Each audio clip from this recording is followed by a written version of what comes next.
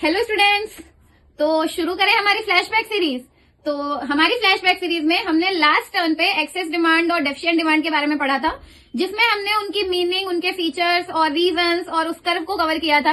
आज के वीडियो में हम उनके मेजर्स क्या है, कैसे हम एक्सेस और डेफिशिएंट डिमांड को कंट्रोल कर सकते हैं, ये पढ़ने वाले हैं। तो चलिए ज्यादा टाइम बर्बाद नहीं करते हैं और हमारा आज का वीडियो शुरू करते हैं। आ जाइए। तो स्टूडेंट शुरू करते हैं methods of control. Methods of control क्या होते हैं? मेथड्स ऑफ कंट्रोल का मतलब है एक्सेस डिमांड और डेफिशिएंट डिमांड को किस तरीके से कंट्रोल किया जा सकता है, इन्हें हम मेथड्स ऑफ कंट्रोल बोलते हैं। तो इनमें गवर्नमेंट दो तरीके की पॉलिसीज निकालती है, एक होती है फिस्कल पॉलिसी और एक होती है मॉनेटरी पॉलिसी। फिस्कल पॉलिसी में गवर्नमेंट अपने रेवेन्यू, टैक्सेस, इन सारी चीजों पर ध्यान देती है, और मॉनेटरी पॉलिसी में गवर्नमेंट और जो भी अदर कंट्रोल के मेथड्स होते हैं उन पे ध्यान देती है। तो हम लोग नंबर बाय नंबर पढ़ेंगे। पहले हम लोग फिस्कल पॉलिसी पढ़ते हैं कि फिस्कल पॉलिसी क्या होती है और इसमें क्या क्या चीजें होती हैं जिनमें गवर्नमेंट चेंजेस लाती है। तो पहला है चेंज इन गवर्नमेंट सब्सिडी। पहले तो गवर्नमेंट की सब्सिडीज में चेंजेस आते हैं। कैसे? अगर एक्सेस डिमांड का केस है, यानी डिमांड बहुत ज्यादा बढ़ी हुई है इकोनॉमी में, इन्फ्लेशन बहुत, आप लोगों को बताया था कि एक्सेस डिमांड जब होती है तो इकोनॉमी में इन्फ्लेशन आता है। तो अगर इन्फ्लेशन बहुत ज्यादा आया हुआ है तो सरकार को क्या करने की जरूरत है? सरकार अपनी स्पेंडिंग कम कर दे, मतलब गवर्नमेंट अपना खर्चा कम कर दे। गवर्नमेंट जो भी खर्चे कर रही है वो अगर वो कम कर देगी तो ऑटोमेटिकली डिमांड कम हो जाएगी, लोग अपना खर्चा कम करेंगे। सेम डेफिशिएंट डिमांड के केस में वैसा वर्सा है, वो अपनी स्पेंडिंग बढ़ा दे, जब डिमांड नहीं है तो अपने खर्चे बढ़ा दे, लोग डिमांड करना शुरू कर देंगे। ये तो हो गई गवर्नमेंट सब्सिडी में। अब देखते हैं चेंजेस इन टैक्सेस। टैक्सेस में क्या चेंजेस करने चाहिए? एक्सेस डिमांड के केस में टैक्सेस बढ़ा देने चाहिए। जब सरकार टैक्सेस बढ़ा देगी तो लोगों को गुड्स महंगे पड़ेंगे, जब लोगों को गुड्स महंगे पड़ेंगे तो लोग अपने आप कम खरीदेंगे। डेफिशिएंट डिमांड के केस में जब डिमांड नहीं है तो टैक्सेस कम कर देने चाहिए और सब्सिडीज प्रोवाइड करनी चाहिए ताकि लोग ज्यादा से ज्यादा गुड्स को खरीदें और उन गुड्स की डिमांड बने। तो ये होते हैं चेंजेस इन टैक्सेस कि किस केस में क्या करना चाहिए, कैसे इन्फ्लेशन और डिफ्लेशन को कंट्रोल किया जाता है। बट फिस्कल पॉलिसी, ये गवर्नमेंट की फिस्कल पॉलिसी है, सब्सिडी में चेंज और टैक्सेस में चेंज। आगे जो हम लोग पढ़ने वाले हैं वो होती है गवर्नमेंट की मॉनेटरी पॉलिसी। गवर्नमेंट की मॉनेटरी पॉलिसी को दो पार्ट में डिवाइड किया गया है, one is quantitative and other one is qualitative. तो हम पहले क्वांटिटेटिव मेजर्स पढ़ते हैं। ये आपने बैंकिंग चैप्टर में भी पढ़े हुए हैं, वही सारे मेजर्स हैं कि कैसे इन्फ्लेशन और डिफ्लेशन को वही सारे जो इंस्ट्रूमेंट्स है वो कंट्रोल करते हैं। First is bank rate. Bank rate is the rate जिसपे कॉमर्शियल बैंक सेंट्रल बैंक से लोन लेते हैं और उस लोन पे इंटरेस्ट देते हैं, और बैंक रेट लॉन्ग टर्म के लिए होता है। नेक्स्ट इज, जब एक्सेस डिमांड का केस होता है, डिमांड बहुत ज्यादा होती है तो बैंक रेट सरकार बढ़ा देती है। जब सरकार बैंक रेट यानी आरबीआई जब बैंक रेट बढ़ा देगा तो कमर्शियल बैंक को लोन महंगा पड़ेगा। जब कमर्शियल बैंक को लोन महंगा पड़ेगा तो कमर्शियल बैंक जनता को लोन महंगा देंगे। जब जनता को लोन महंगा पड़ेगा तो जनता अपने आप क्या करेगी? लोन कम लेगी। रेपो रेट और डेफिशिएंट डिमांड के केस में वैसा वैसा हो जाएगा, बैंक रेट कम हो जाएगा। रेपो रेट बैंक रेट का ही फॉर्म है, बस फर्क इतना है, bank rate long term loan के लिए दिया जाता है और repo rate short term loan के लिए दिया जाता है।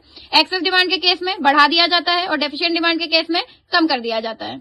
Next is open market operations. Open market operation क्या होते हैं? इसमें सरकार सिक्योरिटीज बेचना शुरू कर देती है। ये बढ़ा देना क्या? सिक्योरिटीज बेचना शुरू करती है सरकार।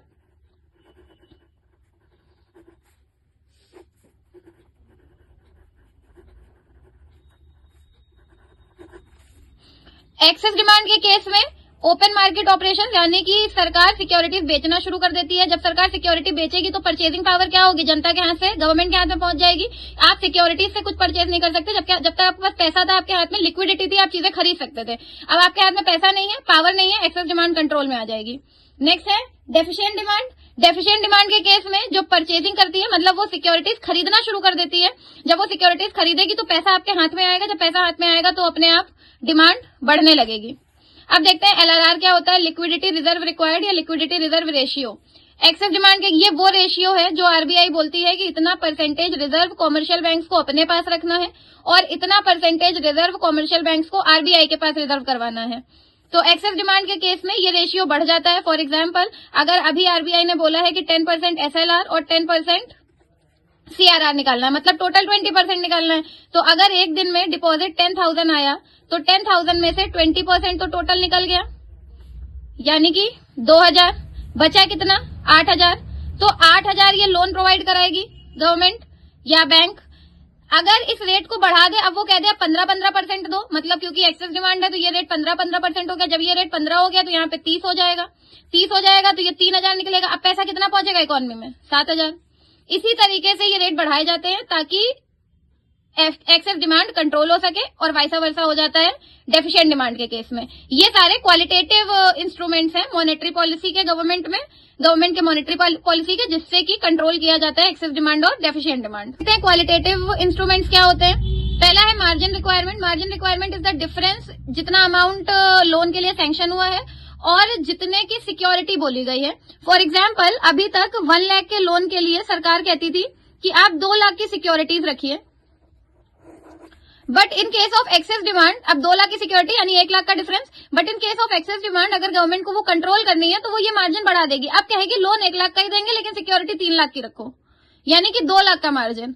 तो जब लोगों को लोन महंगा लगेगा, लोग अपने आप लोन कम लेंगे, डिमांड कंट्रोल में आ जाएगी, और सेम वाइस वर्सा हो जाएगा डेफिशिएंट डिमांड में।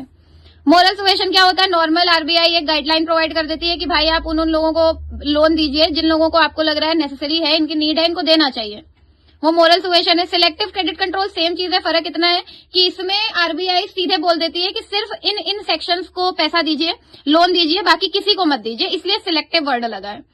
तो ये होते हैं क्वालिटेटिव इंस्ट्रूमेंट्स जिनसे एक्सेस डिमांड और डेफिशिएंट डिमांड कंट्रोल की जाती है। तो स्टूडेंट्स, ये था मेरा आज का वीडियो, आज का टॉपिक, और इसी के साथ आपका एक्सेस डिमांड और डेफिशिएंट डिमांड का चैप्टर कंप्लीट होता है।